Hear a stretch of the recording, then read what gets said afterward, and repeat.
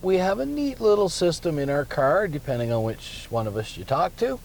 It's called Teen Driver. Teen Driver is really neat. It does help parents monitor what the kids are doing in their car. So, number one, again, home screen into vehicle settings, all the way down and into Teen Driver. And at that point, it wants to know we want to continue. Again, you set up a 4-digit code of your choosing. And you need to remember this one because it'll get you back into the system later. At that point, we can do setup keys. And when to set up keys, when we hit it, it will tell us to put the key in the key pocket.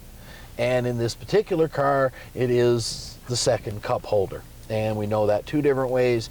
It's the emergency bypass location for keyless start, and there's a handy little key fob symbol that you can't see right now in the bottom of the cup holder.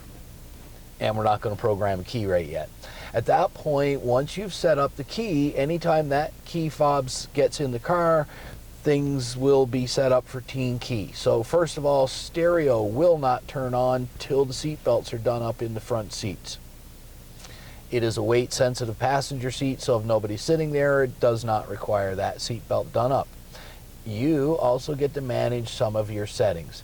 So you can set a maximum audio limit on how loud they can make the stereo go. You can only turn it down a certain amount. It can't be made totally off. Main reason being is some of the safety systems still use the beeping noise through the speakers.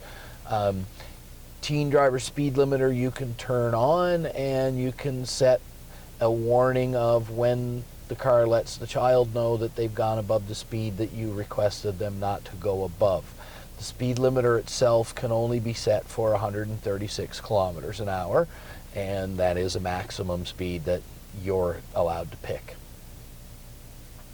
Other than that, when they bring the car back, here's where you get to take the car away. So it gives you everything that they might have been doing in your car. Now, the amount of things it monitors, again, depends on which car that we're in. So in certain cars like this Cadillac, it remembers a whole bunch of stuff, and in certain things like a Chevy Cruze, not so much. But distance driven, maximum speed, how many times the car was told them they were going too fast, and it counts how many times they jammed the throttle to the floor. How many times it told them they might hit things, and how many times it hit the brakes for them, forward and reverse. How many times they tried to spin it up, and that would be the wheels. How many times they pitched it sideways and the system fixed that, and how many times they jammed the brakes. Plus, finally, how many times the car told them they're just too close to the car in front of them.